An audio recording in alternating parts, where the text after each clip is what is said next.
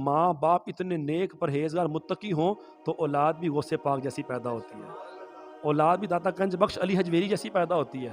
تو اصل چیز بچوں پہ فوکس مت کریں، اپنے آپ پہ فوکس کریں کہ میں کنا چنگا ہاں، میری بیوی کی نہیں چنگی ہے، جتنے ہم اچھے ہیں نا ہمارے بچے بھی ویسے ہی ہوں گے۔ خود ہم گناہ کریں، نماز ہم ایک نہ پڑھیں اور بچے سے توقع کریں کہ ہمارا بچہ بڑا ہو کے تہجد پڑھے گا، وہ تو ایک نماز نہیں پڑھے گا۔ تو پہلے اپنے آپ پہ غور کرنا پڑے گا، پھر اس کے بعد بچے کے اوپر بات کرنی پڑے گی۔ تو غوث پاک رضی اللہ تعالی عنہ چھوٹے سے تھے کہ آپ کے والد صاحب وفات پا گئے، والدہ نے تربیت کی۔ جب والدہ نے بڑا کیا تو بیٹے کو شوق تھا علم دین کا کہ میں نے عالم بننا ہے۔ یہ جو ہمارے جتنے بھی اولیاء و اعظام ہیں نا، یہ یاد رکھیے گا، اہل سنت کا عقیدہ اور مسلک یہ ہے کہ جو بھی رب کا ولی ہوگا وہ دین کا عالم ضرور ہوگا، شریعت کو جاننے والا۔ ایسا نہیں کہ جنہوں جناب قرآن پاک پڑھنا بھی نہیں آتا وہ اللہ دا ولی ہے، نبی پاک کی ایک حدیث اس کو نہیں آتی اس کو ولی مان لیتے ہیں۔ جو شریعت کی سڑک پہ چل رہا ہے، ایک انچ بھی یہاں وہاں نہیں ہوتا، وہ اللہ کا ولی ہے۔ جو شریعت میں عمل نہیں کرتا ہم اسے اللہ کا ولی نہیں مانتے۔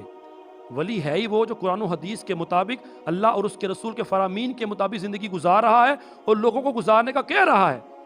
وہ کبھی ولی نہیں ہو سکتا جو خود نماز بھی نہ پڑھے تو مریدان واقع پتہ ٹینشن نہ لو تو اڈے اس دی نماز ہی پڑھ لئیے تو ہی کہا جاؤ، وہ اللہ کا ولی نہیں۔ خدا کے لیے اپنے اندر چھپی ہوئی ان کالی بھیڑوں کو تلاش کریں جو مسلک کو بدنام کر رہے ہیں، جس کی وجہ سے دوسرے لوگوں کو اہل سنت کے اوپر انگلی اٹھانے کا موقع ملتا ہے۔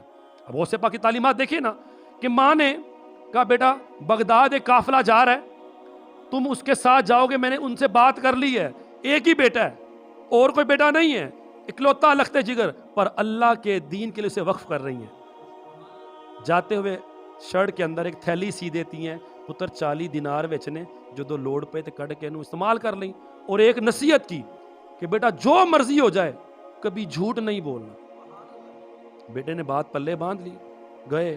واقعہ بڑا لمبا ہے، میں شارٹ کرتا ہوں۔ راستے میں ڈاکو نے گھیر لیا، لوٹ مار مچ گئی، قتل ہو رہے ہیں، سامان چھینے جا رہے ہیں، لوگ سامان کو اپنے پیسوں کو سینے سے لگا رہے ہیں، ڈاکو تلوار مارتے ہیں، بندہ مرتا ہے، سامان لے جاتے ہیں۔ اتنے میں ایک ڈاکو آتا ہے اس نوجوان کے پاس جس کا نام عبد القادر ہے۔ کہا نوجوان تمہارے پاس کچھ ہے؟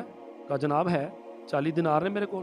وہ صلی اللہ پیارے پاگل ہو گیا ہے، لگتا ہے خون ویکھیا نا بندے مردے پے نے، ذہنی توازن خراب ہو گیا، چر گیا۔ تھوڑی دیر ایک اور آیا، انہیں کہا وہ تیرے کو کچھ ہے وے؟ کہا وہ ہے وے میرے کو۔ کیا کی؟ کہ 40 دینار نے۔ وہ بھی ہس کے ٹر گیا، لگتا ہے بڑا بھار پیا گیا دماغ تے، لوکی مال چھپاندے نے، اے مذاق کردا پیا۔ چلے گئے، سارا سامان لے کے جب سردار کے پاس رکھا، سردار نے سامان چیک کیا کہ ہاں بھائی سب کچھ ٹھیک ٹھاک ہے، کوئی مسئلہ تو نہیں ہویا؟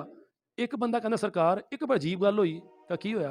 کہا ایک نوجوان ہے، اس کو میں نے پوچھا تمہارے پاس کیا ہے؟ تو کہتا ہے میرے پاس 40 دینار ہیں۔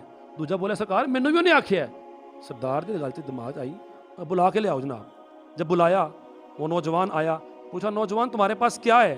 کہا جی 40 دینار ہیں۔ کہا کدھر ہیں؟ کہا میری ماں نے میری شرٹ کے اندر گدری میں سی دی ہیں۔ کہا تلاشی لو۔ جب تلاشی لی اندر سلے ہوئے، تھیلا باہر نکالا، کھولا تو واقعی 40 دینار وہ سونے کے سکے موجود ہیں۔ وہ ڈاکوؤں کا سردار پریشان کہتا ہے یار نوجوان تم کیسے ہو؟ لوگ ہم سے مال چھپاتے ہیں اور تم ہم سے مال چھپا نہیں رہے، الٹا ہمیں دے رہے ہو، یہ کیا ماجرا ہے؟ تو آپ نے کہا جناب چلتے ہوئے میری ماں نے مجھے نصیحت کی تھی، میں نے وعدہ کیا تھا، ماں نے کہا بیٹا کبھی جھوٹ نہیں بولنا، تو یار میں 40 سکوں کے لیے اپنی ماں سے کیا وعدہ توڑ دوں؟ یہ جملہ بولنا تھا کہ ڈاکوؤں کے سردار کی آنکھوں میں آنسو آ گئے، وہ رو پڑا، وہ کہنے لگا دوستو میں آج سے ڈاکو زنی چھوڑتا ہوں، تم نے کرنی ہے تو کرو۔ انہوں نے پوچھا سردار کیوں؟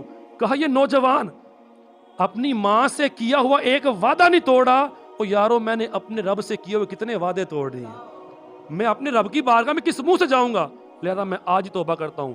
وہ ڈاکو بولے سردار جب تم برائی میں تھے تب بھی ہمارے سردار تھے، تو آج جب تم توبہ کر رہے ہو تم توبہ کرنے میں بھی ہمارے سردار ہو۔ تو اس نوجوان جس کو شیخ عبد القادر جیلانی کہا جاتا ہے، غوث پاک کہا جاتا ہے، ان کی تعلیم و تربیت یہ تھی کہ ابھی جوانی کے عالم میں ابھی عالم بننے جا رہے ہیں، دین سیکھنے جا رہے ہیں، تو صداقت کا عالم یہ کہ اسی وقت پورے ڈاکوؤں کے گروہ کو کلمہ پڑھا کے توبہ کروائی اور ایمان کے اندر ایسا ناخذ کیا کہ اپنے اپنے وقت کے وہ سب بھی اللہ کے ولی بنے، سارا سامان واپس کر دیا۔ تو سچ میں برکت